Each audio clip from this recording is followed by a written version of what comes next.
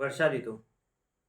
आदान ग्लान वपुषाम अग्निसन्नो अपि सीदति वर्षाशु दोषैर्दुष्यन्ति ते अम्बुलम्बाम्बुदे अंबरे।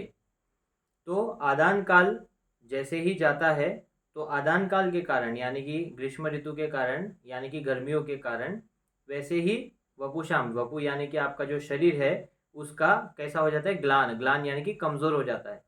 तो आदान काल की वजह से पहले ही आपका शरीर जो है वो ग्लान हो जाता है, या वो थक जाता है, या उसके अंदर जो एनर्जी होनी चाहिए वो एनर्जी कम हो जाती है, या उस एनर्जी प्रोडक्शन करने की जो ताकत होती है वो सेल्स में उतनी नहीं रहती है।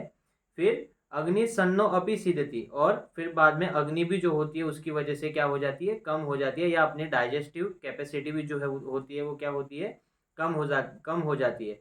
तो आपने देखा होगा कि अक्सर ग्रीष्म ऋतु के बाद में जब गर्मियों में जब हम गर्मियाँ बीत जाती है उसके बाद में जब वर्षा ऋतु आती है, तो भूख तो हमें लगती है, लेकिन फिर भी कुछ भारी चीज़ खाते ही, थोड़ा सा खाते ही हमारा जो है वो पेट भरा सा लगता है, या हमें वो पाचन नहीं हो पाता है। तो अगर आपने वर्षा ऋतु में बहुत ही ऐसी चीज़ खा ली जो कि पचने में बहुत भारी होती है, तो उस समय आपको क्या हो जाता है, इंडाइजेशन हो जाता है, और फिर बाद में डाइजेस्टिव प्रॉब्लम्स होने लगती है।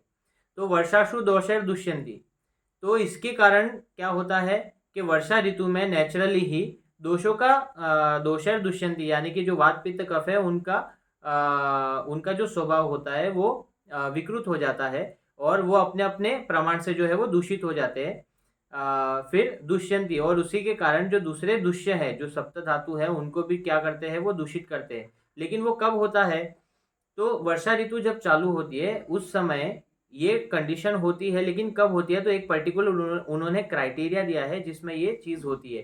ते अम्बु लंबाम्बु दे अंबरे, यानी कि अम्बु यानी कि जल, लंबाम्बु यानी कि जो बादल होते हैं वो। तो यदि जल से भरे बादल यदि आसमान में, अंबरे यानी कि आकाश, तो आकाश के अंदर अगर जल से भरे बादल होंगे, उसी समय आपके जो दोष होंगे वो क्या होंगे, दुष्यंती यानी कि प्रकोप करेंगे। तो क्यों होगा ऐसा, तो बेसिकली क्यों होगा, तो इसका जो इन्होंने रीज़न दिया है वो 3 कारण सबसे प्रमुख दिए हैं कि तीनों दोष आपके ऐसे कंडीशन में दूषित क्यों होंगे। तो सबसे पहला तो ये है कि अगर आपके बादल जो है वो आकाश के अंदर रहेंगे, तो आपका सबसे पहले जो दोष दूषित होगा वो है वात दोष। तो वात दोष जो है वो बादलों की वजह से क्यों दूषित होगा, तो इसमें ये होगा कि जब भी आकाश के अंदर बादल वगैरह छा जाते हैं, तो अचानक से शरीर पृथ्वी के ऊपर जो है वो शीत गुण की वृद्धि हो जाती है। और आपको पता है कि वायु भी कैसा होता है, शीत गुण का होता है।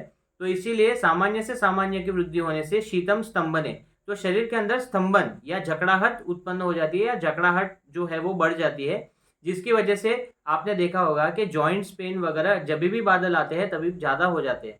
तो इसीलिए जब भी बादल वगैरह आ जाते हैं वर्षा ऋतु में, तो उस समय वायु का प्रकोप होता है। फिर सतुषारेण मारुताः सहसा शीतलेन च, दूसरा इसका मेन कारण जो होता है कि जो वायु उस समय जो बह रही होती है, सतुषारेण, तुषार यानी कि आपका ह्यूमिडिटी, सतुषारेण मारुता, जो विंड, मारुत का मतलब होता है विंड, तो जो विंड उस समय सतुषार यानी कि ह्यूमिडिटी के साथ में बह रही है, उसके कारण भी जो है वो आपका वायु जो होता है वो कैसा होता है, प्रकोपित हो जाता है। क्यों, क्योंकि वो शीतल होता है इसलिए। तो शीत गुण से, वायु भी शीत गुण का होता है, और आपका जो ये हवा चल रही है वो भी शीत गुण की होती है। इसकी वजह से शरीर के अंदर शीत गुण की वृद्धि हो जाती है, और फिर बाद में हमें शूल वगैरह होते हैं। फिर पित्त का प्रकोप क्यों होता है, भूवाष्पे अम्ल पाकेन, तो सबसे पहला जो क्राइटेरिया है वो है क्या, भूवाष्प। तो जब भी आपने देखा होगा कि बारिश गिरती है तो पूरे धरती के अंदर से जो है वो उष्णता जो होती है वो बाहर की तरफ जाती है। और हमने ये साइंस में पढ़ा भी है कि जब जब रेनी सीजन आता है, तो अर्थ के अंदर जो हीट होती है वो from high heat density to low heat density flow करती है। तो ऐसे में जब धरती के अंदर से हीट बाहर की तरफ जा रही है, तो डेफिनेटली हम भी धरती पे ही रहते हैं, तो वो हमें भी इफेक्ट करेगा।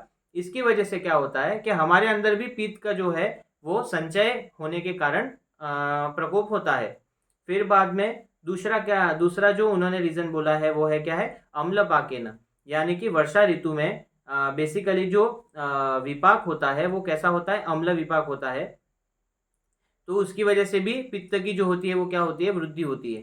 फिर मलिनेन च वारिणा, तीसरा उन्होंने कफ क्यों प्रकोप होता है इसका कारण उन्होंने बताया है कि मलिनेन च वारिणा। तो आपने वर्षा ऋतु में देखा होगा कि सभी जीव जंतु जो होते हैं वो वर्षा ऋतु में कोइटस के लिए जाते हैं, और कोइटस होने की वजह से मैक्सिमम जो कीट लूता वगैरह है ये अपना फर्टिलाइजेशन के एग्स वगैरह जो है वो वाटर में ही डालते हैं। तो आपको पता है कि वर्षा ऋतु में डेंगू का, मलेरिया का सबसे बड़ा प्रॉब्लम होता है। और ऐसा ही नहीं, दूसरे भी बहुत सारे जीव जंतु होते हैं जो उस समय वाटर को अपना मीडियम बनाते हैं फर्टिलाइजेशन का। तो इसकी वजह से क्या होता है कि अगर ऐसा पानी हमने अगर पी लिया या ऐसा पानी अगर हमारे कांटेक्ट में आया तो कफ का भी प्रकोप एक साथ में हो जाता है। और इसकी वजह से, इन तीनों की वजह से जो क्या क्या होगा, शरीर के ऊपर अग्निमांद्य होगा। तो इसीलिए वर्षा ऋतु में जो नेक्स्ट श्लोक लिखा है वो ये है, वन्नी नैव च मंदेन तेषाम इत्य अन्यो अन्य दूषिषु। और इसी की वजह से अग्निमांद्य हो जाएगा। इसीलिए अग्निमांद्य के कारण वापिस तीनों दोषों पे फर्क इफेक्ट आएगा और वो तीनों दोष और प्रकोपित होंगे। तो इसलिए पहले तीनों दोष इन 3 कारणों की वजह से प्रकोपित होते हैं, फिर वो अग्नि को मंद करते हैं, और फिर अग्नि मंद होने की वजह से वापिस तीनों दोषों पे वो इफेक्ट आता है और वो तीनों और कुपित हो जाते हैं। तो आपने देखा कि वर्षा ऋतु में ये एक साइकिल बन जाती है।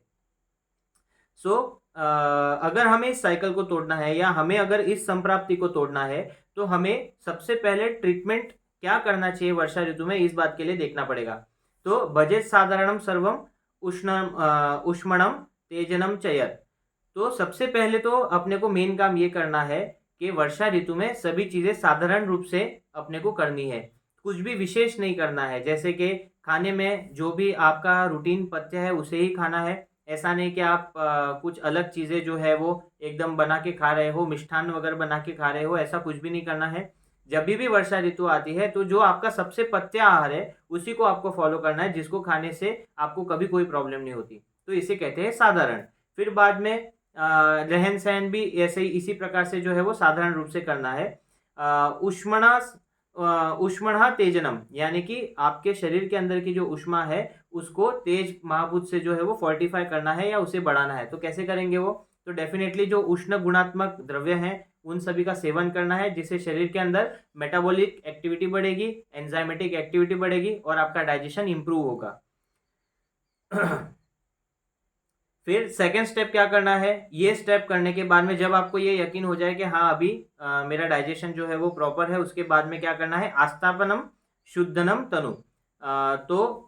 फिर बाद में शरीर को जो है वो आपको शुद्ध करना है। कैसे शुद्ध करेंगे, तो आस्तापन बस्ती से शुद्ध करेंगे।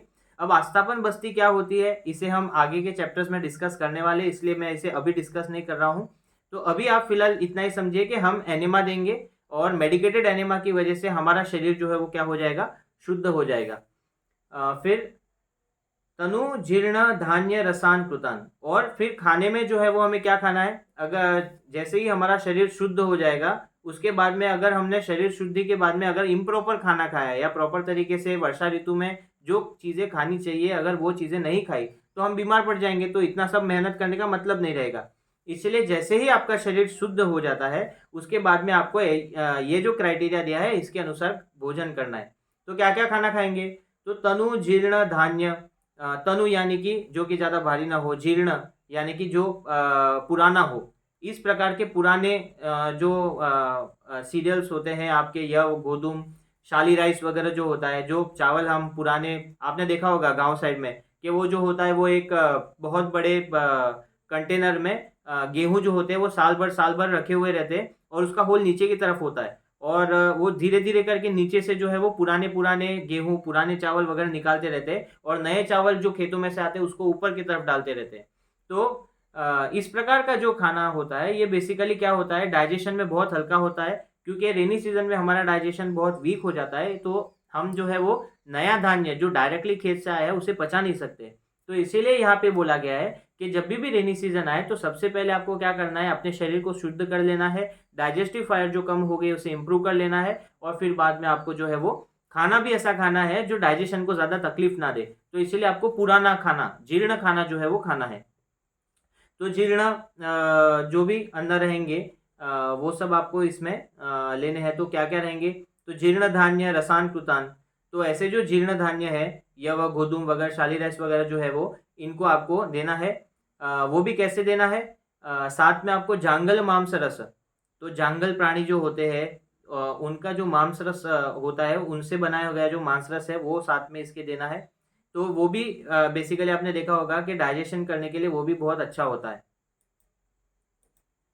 फिर बाद में अगर आप नेक्स्ट देखोगे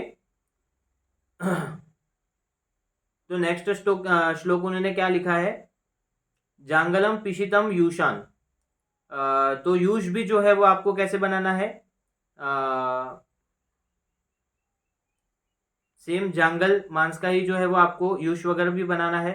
फिर मधु अरिष्ट चिरंतनम, मधु अरिष्ट यानी कि मध्वरिष्ट यानी कि मधु को मधु से बनाई गई अरिष्ट, ऐसी जो अरिष्ट होते हैं इनका पान आपको वर्षा ऋतु में करना है। तो ऐसे जो अरिष्ट होते हैं वो बेसिकली क्या करते हैं कि आपकी पाचन शक्ति या आपकी डाइजेस्टिव एंजाइमेटिक एक्टिविटी जो है उसे बढ़ा देते हैं। फिर बाद में नेक्स्ट उन्होंने बोला है मस्तु सौवर्चलाढ्यम च व्यक्ताम्ल लवण स्नेहम समशुष्कम शौद्रवल लघु।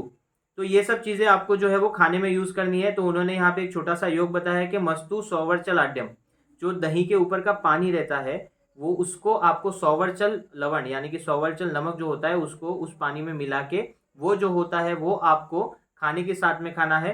रसों में आप क्या खाओगे, तो अम्ल लवण स्नेह, ऐसे जो अम्ल लवण जो रस होते हैं इनको जो है वो आपको खाने में ज़्यादा यूज़ करना है, क्योंकि आपको पता है अम्ल और लवण रस पित्त की वृद्धि करते हैं, पित्त को बढ़ाते हैं। स्नेहम संशुष्कम शौद्रम, खाने में जो है वो शौद्र यानी कि मधु आपको जो है वो ज़्यादा लेना है, स्नेह जो है वो कम लेना है। और लघु लघु जो है वो क्वालिटी वाला जो शौद्र है या लघु क्वालिटी वाले जो खाने हैं वो आपको जो है वो वर्षा ऋतु में लेने, लघु यानी कि जो जल्दी पच जाए। उसी प्रकार से फिर बाद में वमन और उसी प्रकार से फिर बाद में आगे एक और उन्होंने रेसिपी बताई है, मस्तु सौवर्चलाढ्यम व पंचकोल चूर्णितम, के मस्तु और सौवर्चल ये उन्होंने कल्प बनाया, उसी को वापस रिपीट किया। और उसके साथ में आप पंचकोल चूर्ण जो है उसको भी ले सकते हो अगर आपको तकलीफ ज़्यादा हो रही है तो।